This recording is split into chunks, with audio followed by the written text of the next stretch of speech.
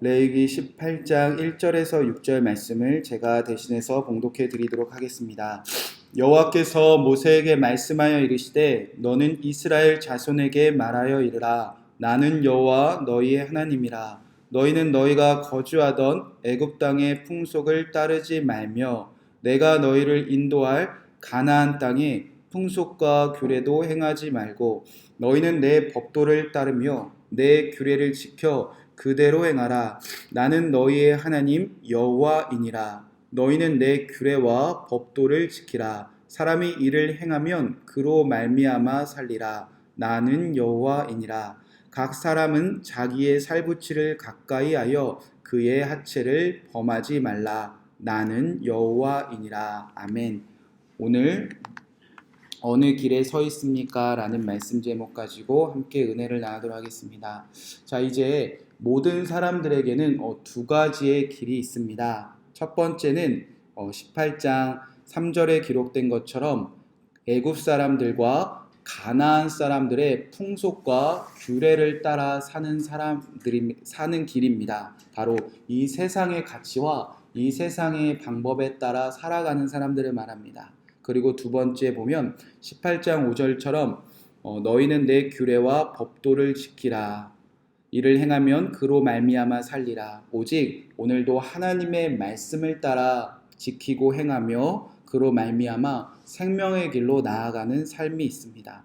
오늘도 반드시 누구든지 이 둘 중에 한 가지를 선택합니다. 하나님의 말씀대로 살던가 하나님의 말씀대로 살지 않던가. 자, 세상 사람들이 하나님의 말씀대로 살지 않는 것은 당연합니다. 아직 하나님을 모르고 하나님의 말씀을 듣지도 보지도 배우지도 못했으니까. 자, 문제는요, 이제 하나님의 백성, 지금 성막으로 부름받아 정결해지고 거룩한 삶으로 초대되어진, 오늘날로 말하면 교회 안에 목회자들과 성도들도 오늘 선택을 하는데 사는 길과 죽는 길을 반드시 선택하고 있다는 겁니다. 하나님의 말씀대로 살던가 하나님의 말씀대로 살지 않던가.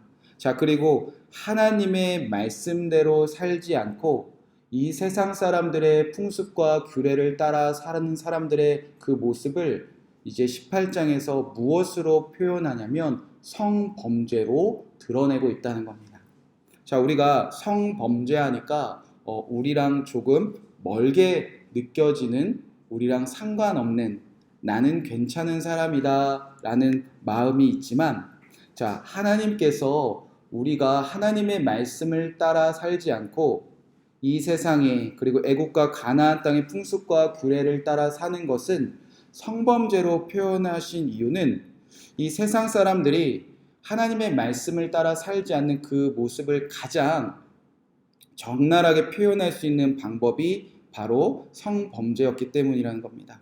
사람들이 하나님의 말씀대로 살지 않고 모든 것을 벌거벗어 버리고 마치 남자와 여자가 하나 되는 것처럼 이 세상 사람들과 그렇게 하나 되어 밀접하게 벌거벗고 살아가고 있다는 겁니다. 그래서 성경은요, 하나님의 말씀대로 살지 않는 사람들을 향하여 음행을 행했다, 음녀다, 그리고 이제 신약 성경에 보면 로마를 향하여 그들을 음녀라고 표현하고 있다는 겁니다. 그러니까 단순히 남자와 여자가 성범죄하는 것 그 이상으로 완전히 벌거벗고 이 세상과 하나 되어 살아가는 모습을 하나님께서는 성범죄에 빗대어 말씀하고 있다는 겁니다.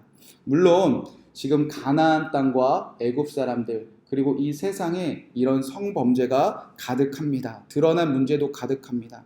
더 중요한 영적인 의미는 우리가 이 세상 사람들처럼 그렇게 벌거벗고 세상의 가치와 세상이 말하는 규례와 세상이 자랑하는 것들과 하나 되어 벌거벗고 살아가고 있다. 그것을 주님께서 표현하고 있다는 겁니다. 자, 그렇게 우리가 이 세상에서 마치 하체를 범하는 것처럼 이 세상과 하나 되어 하나님의 말씀을 따라 살지 아니하면 이제 이러한 문제들이 나타나게 되어진다는 겁니다. 그리고 그 모습을 주님께서 성범죄로 표현하셨다는 겁니다. 자, 그리고 이렇게 어제 우리가 나눈 대로 성범죄의 모습들이 이제 쭉 나열되어져 있습니다. 자, 비교적 잘 정리되어져 있습니다. 성범죄를 이렇게 1대, 뭐 2대, 그리고 3대는 빼고 뭐 4대, 그리고 직계가족, 그리고 아내의 가족, 일반적인 가족들 이렇게 순서대로 잘 나열되어져 있습니다. 그래서 어제 배운 대로 18장 6절에서 11절까지는 직계가족. 그래서 첫 번째는 어머니와의 성관계 1대를 말하고요. 그 다음에 9절 11절에 보면은 자매, 이복자매 2대를 말합니다.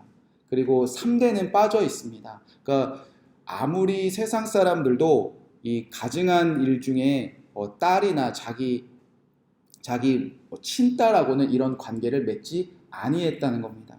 그리고 4대는 뭐 친손녀, 외손녀. 그리고 나서 18장 12절에서 16절에 보면 이제 반계라고 하죠. 그렇게 직계 가족이 아닌 뭐 고모나 이모나 뭐 이렇게 해서 확대되어져 갑니다. 그리고 18장 19절에서 23절에 보면 기타 뭐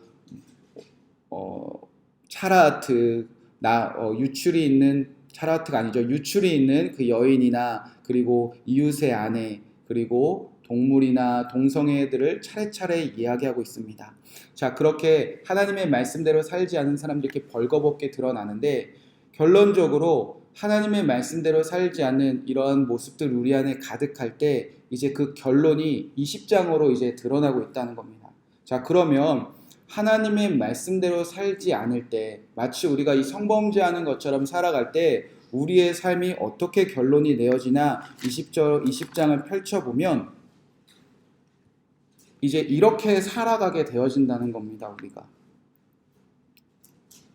20장 1절 2절 3절 4절 5절 말씀입니다. 제가 읽어드리도록 하겠습니다.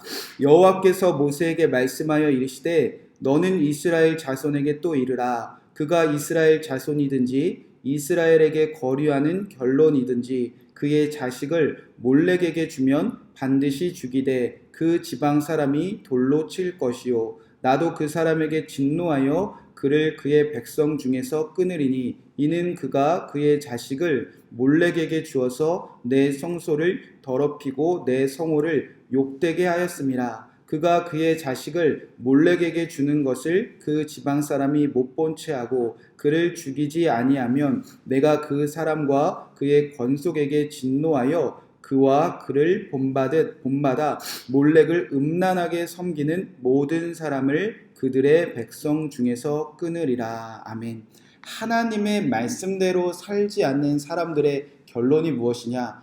나는 이렇게 끔찍한 성범죄를 저지르지 않으니까 난 하나님의 말씀대로 잘 살고 있구나. 이것이 아니라 세상 사람들과 하나 된 사람들의 모습, 오늘도 말씀을 따라가는 길이 아니라 가증한 세상과 구별되어 살지 않는 사람들의 결론은 나도 우상 숭배로 끝나고 그리고 이방인들도 자녀들과 성범죄를 하지 않았는데 결국 우리의 자녀들조차 이방인들도 그렇게 아끼던 자녀들조차 결국 누구에게 내어주고 모른 채 한다는 거죠.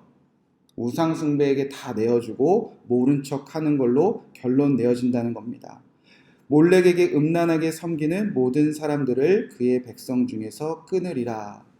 우리가 말씀대로 살지 않는 그 모습의 결론이 이제 18장에서 시작되어 20장에서 결론 내어지고요. 20장은 이제 18장처럼 순서대로 내어지는 것이 아니라 18장의 모습이 뒤죽박죽 막 섞여지고 있습니다. 그렇게 혼란하게 되어진다는 거죠.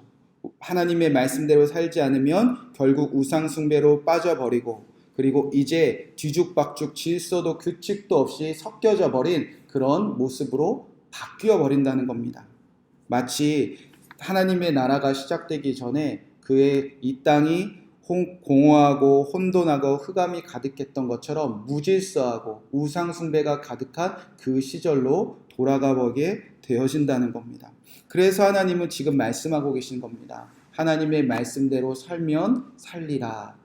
그리고 우리가 마치 벌거벗어서 세상과 하나 되어 살아가면 나도 우리의 자녀도 우상에게 내어버리고 모두가 모른 척하고 살아가는 그 혼돈이 우리에게 가득해진다는 겁니다. 자, 그래서 하나님께서는 이제 오늘 내일부터 읽게 된 19장의 말씀을 명령하십니다. 이 세상 사람들이 다 하나님의 말씀대로 살지 않는데 그래서 이제 가나안 사람들의 규례와 풍속에 따라 살아가다 보면 결국 나도 우리의 자녀들도 우상에게 다 내어버리고 그 공동체가 다 모른 척하고 살아버리는 그러한 삶 속에서 이제 누구를 통해서 그들을 건져내시고자 하시느냐? 바로 제사장들이라는 겁니다.